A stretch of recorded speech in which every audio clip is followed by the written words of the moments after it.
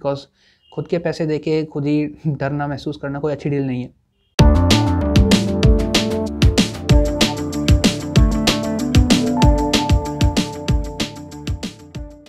नमस्कार दोस्तों, कैसे हो आप सब। स्वागत है आप सबका एक नई वीडियो में। और आज मैं जिस बुक का रिव्यू करने जा रहा हूँ उसका नाम है द डार्कनेस बाय रत्नाकर मटकरी। जैसे कि आप देख सकते हो, ये आपको दिख रहा होगा, रत्नाकर मटकरी जी के द्वारा लिखी हुई बुक है डार्कनेस। और बेसिकली ये सबसे पहले मराठी के अंदर लिखी गई थी और इसको मराठी से इंग्लिश में ट्रांसलेट करने का क्रेडिट जाता है विक्रांत पांडे जी को। जैसे यहाँ पे देख सकते हो, आपको उसको ट्रांसलेट करा गया है। और कवर देख के आपको अंदाज़ा लग गया होगा कि एक थोड़ी सी स्पूकी बुक होने वाली है। हाँ, तो आप बिल्कुल सही हो। ये मेनली कलेक्शन है शॉर्ट हॉरर स्टोरीज़ का। इसके अंदर अराउंड 10 to 15 शॉर्ट स्टोरीज़ हैं और ये बेसिकली मराठी के अंदर लिखी थी, लेकिन मेरे पास इसका इंग्लिश वर्जन है।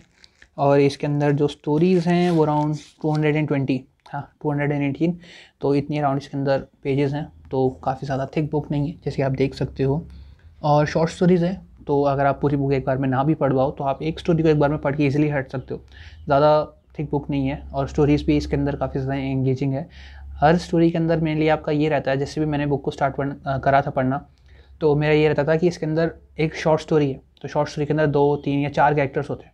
तो 4 कैरेक्टर के अंदर मेरे साथ हमेशा ये रहता था कि मैं गैस करता था कि हाँ, मेनली हो सकता है कि ये हमारी बुक के अंदर जो स्टोरी है, स्टोरी के अंदर हो सकता है ये भूत हो या फिर इसका कुछ ऐसा हॉररिफिक कनेक्शन हो किसी के साथ। लेकिन हमेशा वो मेरी अपेक्षाओं के उल्टा ही हुआ करता था, मेरे एजम्पशंस हमेशा रॉन्ग निकलते थे। तो ये रहता है कि आप जिस तरह से इस बुक के साथ कनेक्ट होना चाहते हो आप हो सकते हो। और ये बुक का जो स्टार्टिंग में मैंने इसको पिक करा था उसका मेन रीज़न ये था, जैसे यहाँ पे ऊपर लिख रखा है सुरेंद्र मोहन पाठक, तो मैंने इनकी कहर रीड करी है। हिंदी के काफ़ी अच्छे ऑथर हैं ये, तो मैंने इनकी कहर रीड करी थी। तो अगर ये किसी चीज़ को अच्छा कैसे कह रहे हैं तो हो सकता है अच्छी हो। तो मैंने इनके जस्ट सजेशन के ऊपर ये बुक रीड करी थी और हाँ, मुझे बिल्कुल भी रिग्रेट नहीं हो रहा है इस बुक का। बुक के अंदर पेजेस सही हैं और मेरे पास पेपर बैक वर्जन है, जैसा कि आप देख सकते हो। और शायद ये इनकी एक ही बुक है जो मराठी से इंग्लिश में ट्रांसलेट हुई है। वैसे इनकी काफ़ी सारी बुक्स हैं, लाइक इन्होंने 20+ बुक्स लिखी है मराठी के अंदर और हॉरर जॉनर के ऊपर लिखते हैं। और इनके अंदर सबसे अच्छी बात ये है कि ये एक सेल्फ टॉट ऑथर हैं। ये इन्होंने कहीं से भी कोई क्लासेस वगैरह नहीं ली, बस इन्होंने एक से रेंडमली लिखना शुरू करा और इनकी राइटिंग स्टाइल काफ़ी ज़्यादा एंगेजिंग है। अगर आप ये बुक पढ़ते हो तो आपको पता चलेगा। बात करते हैं बुक के जॉनरा के बारे में, तो बुक का जॉनरा फिक्शन ही है। आई एम सो ग्लैड कि ये फिक्शन है। हॉरर स्टोरीज अगर रियल होती है तो काफ़ी ज़्यादा अलग तरह की बात हो जाती है, लेकिन ये सारी फिक्शन है। ये काफ़ी सही है, एक राहत वाली बात रहती है एक सॉफ्ट हार्टेड पर्सन के लिए। तो सारी फिक्शन है, लेकिन कहीं पे भी आपको ऐसा लगता नहीं कि ये फिक्शन है, बिकॉज जिस रियलिस्टिक डिटेल्स के साथ लिखी हुई है शॉर्ट स्टोरीज़ भी, तो आपको कहीं ना कहीं अपने आप में ऐसे डर लगने लग जाता है और रात को ना ही पढ़े तो बेटर है। बात करते हैं कि आपको बुक क्यों रीड करनी चाहिए। तो मैंने इस बुक को जो सिलेक्ट किया था सबसे पहले इसके ऊपर जो लाइन लिखी हुई है सुरेंद्र मोहन पाठक जी की कि काफ़ी अच्छी बुक है, तो मैंने उसी से प्रभावित होकर ये बुक को रीड करने के लिए सोचा था और मैंने इसलिए इसको पिक करा था। लेकिन इसको रीड करने के और भी काफ़ी सारे रीजंस हो सकते हैं, जैसे कि इसके अंदर शॉर्ट स्टोरीज़ हैं हॉरर, तो हॉरर को एक छोटे समय के लिए रीड करो तो ज़्यादा सही रहता है।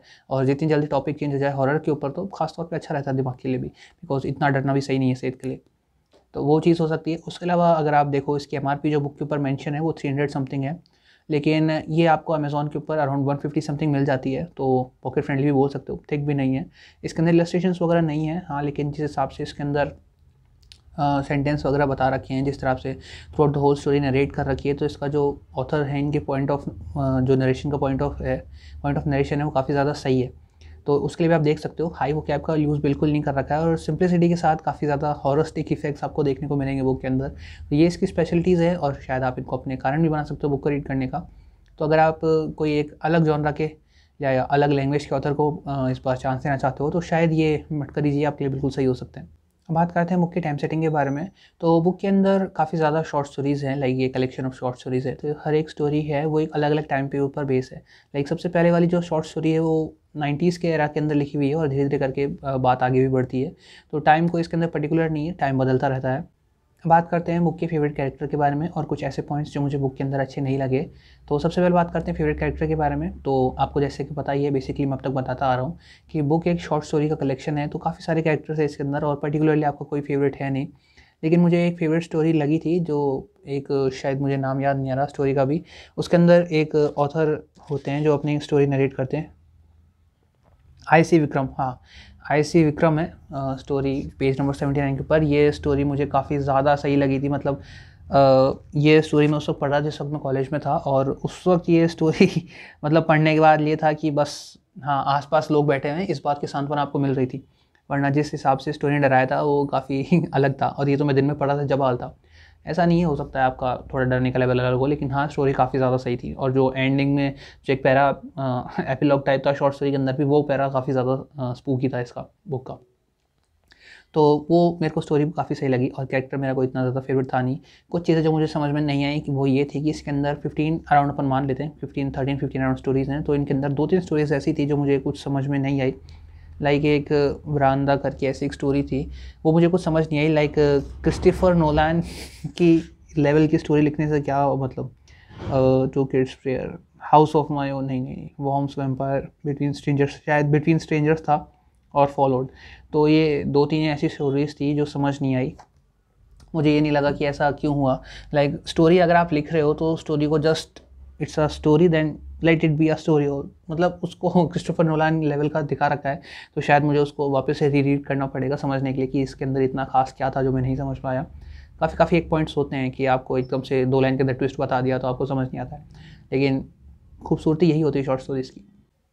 बात करते हैं बुक की रेटिंग के बारे में, तो मैं बुक को ओवरऑल 4.5 आउट ऑफ 5 रेटिंग देना चाहूँगा। इसके काफ़ी सारे प्लस पॉइंट्स के बारे में आपको पहले ही बता चुका हूँ, और अगर आपके फिर भी कोई डाउट्स हैं कि आपको ऐसा क्यों लग रहा है कि इतनी रेटिंग नहीं या ज़्यादा कम होनी चाहिए, तो आप मेरे को कमेंट में बता सकते हो। बिकॉज मैंने इसके 0.5 की वजह से शायद मुझे कुछ स्टोरी समझ में नहीं आई, इस वजह से मैंने कहा है, या फिर हो सकता है मैं उनको रीड करूँ तो मेरे ख्याल इस पर बदल जाए। लेकिन जहाँ तक मुझे लगता है मैंने काफ़ी ज़्यादा ध्यान से पढ़ी थी स्टोरीज़, लेकिन 2-3 स्टोरीज ऐसी हैं जो मुझे सही नहीं लगी, थोड़ी ब्लंडर टाइप लगी वो, तो इस वजह से इसको 4.5 इनफ है।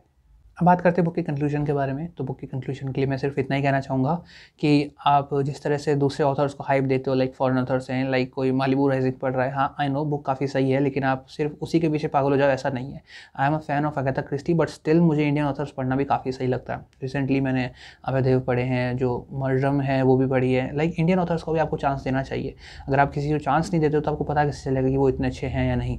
उनके अंदर कैपेबिलिटी है, कैपेसिटी है, उनके अंदर पोटेंशियल है, कैलिबर है उनके अंदर, लेकिन आप फिर उनको चांस नहीं मिलता है, इस वजह से वो लोग इतना अच्छा अपने आप को आपके सामने रिप्रेजेंट नहीं कर पाते हैं। और सेम मैं इनके साथ कहना चाहूँगा, रत्नाकर जी की जो राइटिंग स्टाइल है काफ़ी ज़्यादा सही लगी मुझे, सूथिंग है और रिलेटेबल है। बिकॉज उस तरह के आपके पास जो सिचुएशन होती है कि आप इस वक्त डरे हुए हो तो आप क्या करोगे, तो आप बेसिकली वही करोगे जो इस बुक के अंदर बता रखा है।